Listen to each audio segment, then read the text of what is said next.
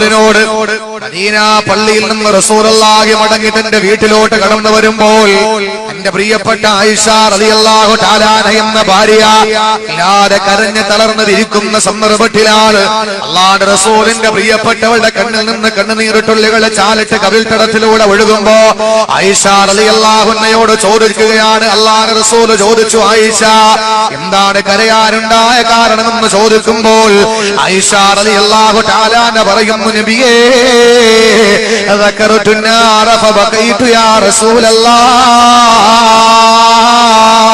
നരകത്തെ ഞാൻ ഓർത്തപ്പോൾ അറിയാതെ എന്റെ നയനങ്ങളെ സകലങ്ങളായതാണ്, അറിയാതെ ഞാൻ കരഞ്ഞു പോയതാണ് എന്ന് ആയിഷ റളിയല്ലാഹു അൻഹ അല്ലാഹുവിന്റെ റസൂലിനോട് പറഞ്ഞപ്പോ അല്ലാഹുവിന്റെ റസൂൽ കവിൾത്തടത്തിൽ നിന്ന് കണ്ണുനീർത്തുള്ളികൾ തുടച്ചു കൊടുക്കുകയാ. നിസാലത്തിന്റെ വിരൽ കൊണ്ട് റസൂലുള്ള തുടച്ചു മാറ്റി കൊടുക്കുമ്പോൾ ആയിഷ റളിയല്ലാഹു തആല ചോദിക്കുകയാണ്, ഓ നബിയേ നാളെ പരലോകത്ത് അങ്ങയുടെ കുടുംബത്തെ ഓർക്കുമോ നബിയേ? നാളെ പരലോകത്ത് അങ്ങയുടെ കുടുംബത്തെ ഓർക്കുമോ? അല്ലാഹുവിന്റെ പ്രിയപ്പെട്ട പ്രവാചകനാ ചോദിക്കുന്നത്. പ്രവാചകനോട് ചോദിക്കുകയാണ്, എന്റെ പ്രിയപ്പെട്ടവള്, എന്റെ സഹോദരിമാരെ, മഹ്ശറയെ പറ്റിയിട്ട് നമ്മൾ ഒരുപാട് കേട്ടിട്ടുണ്ട്, നരകത്തെ പറ്റിയിട്ട് ഒരുപാട് പഠിച്ചിട്ടുണ്ട്, സ്വർഗത്തെ പറ്റിയിട്ട് ഒരുപാട് വായിച്ചിട്ടുണ്ട്. എന്റെ സഹോദരിമാരോട് സഹോദരങ്ങളോട് പറയുകയാണ്, അല്ലാഹുവിന്റെ റസൂലിനോട് പ്രിയപ്പെട്ട ഭാര്യ ചോദിക്കുകയാണ്, ആയിഷ റളിയല്ലാഹു തആല അൻഹ അല്ലാഹുവിന്റെ റസൂലിനോട് ചോദിക്കുകയാണ്, അല്ലാഹുവിന്റെ പ്രവാചകരെ നാളെ പരലോകത്ത് വരുമ്പോൾ അങ്ങയുടെ കുടുംബത്തെ ഓർക്കുമോ എന്ന് ചോദിക്കുമ്പോൾ, അങ്ങയുടെ കുടുംബത്തെ അങ്ങ് ഓർക്കാറുണ്ടോ എന്ന് ചോദിക്കുമ്പോൾ അല്ലാഹുവിന്റെ റസൂൽ പറയുന്നു, ആയിഷ മൂന്ന് സന്ദർഭങ്ങളിൽ ആരും നാളെ പരലോകത്ത് എത്ര സ്നേഹമുള്ളവരായിരുന്നാലും ഓർക്കില്ല മോളെ. ഇന്ന് ഭാര്യ കരയുമ്പോൾ കണ്ണീരൊപ്പാന ഭർത്താവുണ്ട്. ഇന്ന് പ്രിയപ്പെട്ട ഭർത്താവിനെന്ന് വിഷമം വന്ന് കരഞ്ഞു പോയാൽ ആ ഭർത്താവിന്റെ കണ്ണീരൊപ്പ ഇന്ന് ഭാര്യമാരുണ്ടല്ലോ, പൊന്നുമക്കളെന്ന് കരഞ്ഞു പോയാ ആ പൊന്നുമക്കളെ കണ്ണീരപ്പാൻ ഇന്ന് മാതാപിതാക്കളുണ്ട്. മാതാപിതാക്കളെ കരഞ്ഞു പോയാൽ കണ്ണീര് തുടച്ചു കൊടുക്ക ഇന്ന് മക്കളുണ്ടല്ലോ. പക്ഷേ നാളെ അല്ലാഹുവിന്റെ കോടതിയിൽ ഒരു ചാൻ മുകളിൽ കത്തിച്ചൊലിച്ചിരിക്കുന്ന അരുണന്റെ കിരണമേറ്റുകൊണ്ട് ചെമ്പട്ടറ താപം കൊണ്ട് വിറയ്ക്കുമ്പോൾ ഓരോരുത്തരും സ്വന്തം രക്ഷയ്ക്ക് വേണ്ടി നെട്ടോട്ടമോടുമ്പോൾ ആരൊക്കെയാ നെട്ടോട്ടമോടുക? എന്റെ പ്രിയമുള്ള സഹോദരങ്ങളെ, അധർമ്മത്തിൽ നിന്ന് ധർമ്മത്തിലേക്ക്, അസത്യത്തിൽ നിന്ന് സത്യത്തിലേക്ക്, അനീതിയിൽ നിന്ന് നീതിയിലേക്ക് കൈപിടിച്ചു വരച്ച കടന്നു വന്ന 1.25 ലക്ഷത്തോളം വരുന്ന പ്രവാചകന്മാര്, ആ പ്രവാചകന്മാര് പോലെ സ്വന്തം രക്ഷയ്ക്ക് വേണ്ടി നെട്ടോട്ടമോടുകയാ. പിന്നെയാണോ എന്റെ പ്രിയപ്പെട്ട പെങ്ങളെ എന്റെയും നിങ്ങളുടെയും അവസ്ഥ? ഓരോ പ്രവാചകന്മാർ സുരക്ഷയ്ക്ക് വേണ്ടി നെട്ടോട്ടമോടുമ്പോ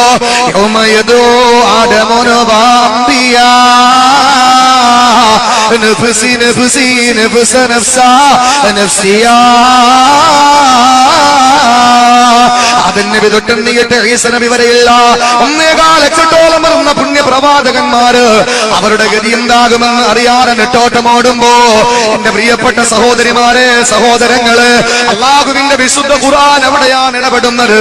ഇന്ന് മഹ്ശറയുടെ കാര്യം പറയുമ്പോൾ നമ്മൾ മനസ്സിലാക്കിയിട്ടുള്ളത് വലിയൊരു സമ്മേളനമാണ്, വലിയൊരു സംഗമമാണ്. എല്ലാവരും ഒരുമിച്ച് കൂടുകയാ. ഒരുപാട് നമ്മൾ കേട്ടിട്ടുണ്ട്, പിറന്നരെങ്ങനാണ് അതുപോലെയാണ് നാളെ നിൽക്കുക, പിറന്നരെങ്ങനാണ് അതുപോലെയാണ് നാളെ നമ്മൾ മഹ്ശറയിൽ വരിക. ഒരു നൂലുബന്ധം പോലും ഇല്ലല്ലോ. ആയിഷ റളിയല്ലാഹു തആല ചോദിക്കുകയാണ്, ഓ പ്രവാചകരെ,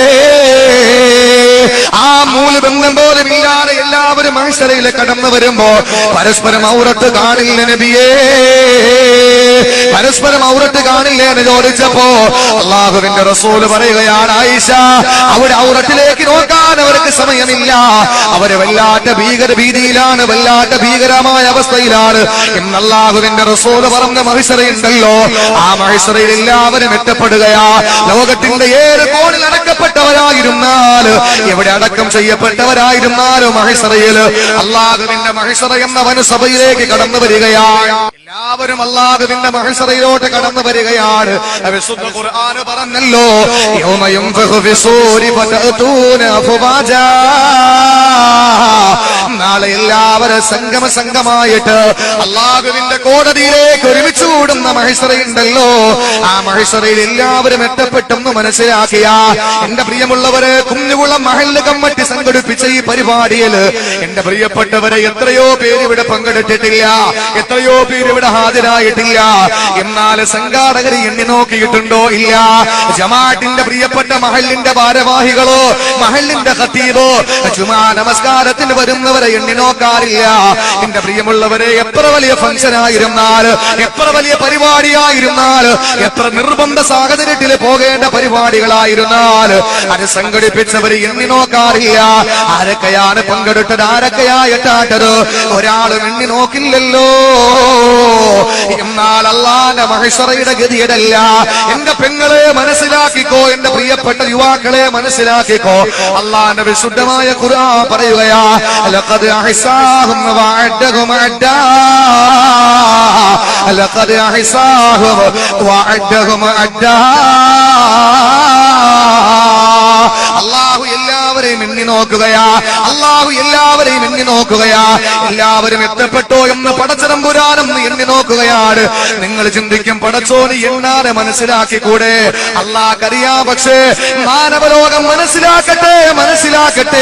അതുകൊണ്ടാ പടച്ചതമ്പുരാന് മനുഷ്യന്റെ ഭാഷയിൽ സംസാരിക്കുന്നത്.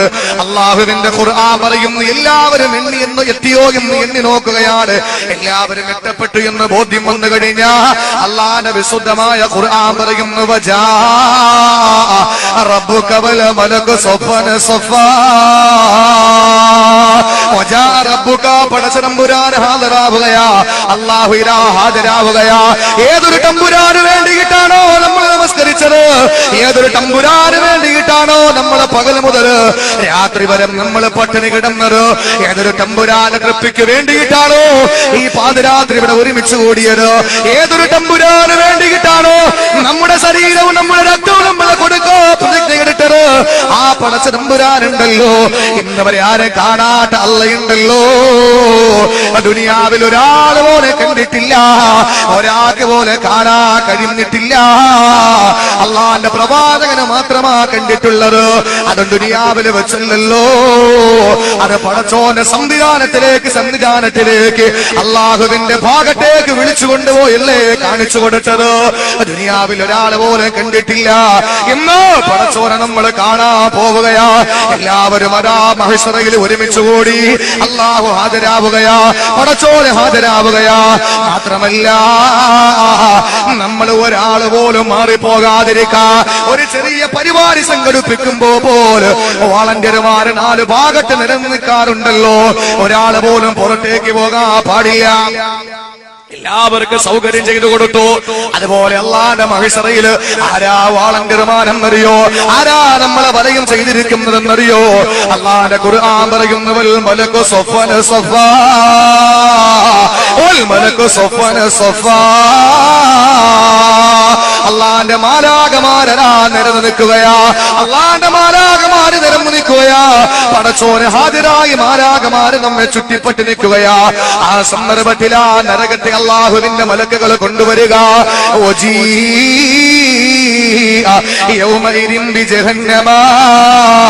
അല്ലാഹുവിന്റെ കട്ടിക്കാളുന്ന നരകത്തെ ആരാ കൊണ്ടുവരികയാ. ഇന്നുവരെ നരകത്തെ പറ്റി ചിന്തിച്ചിട്ടുണ്ടോ മോളെ?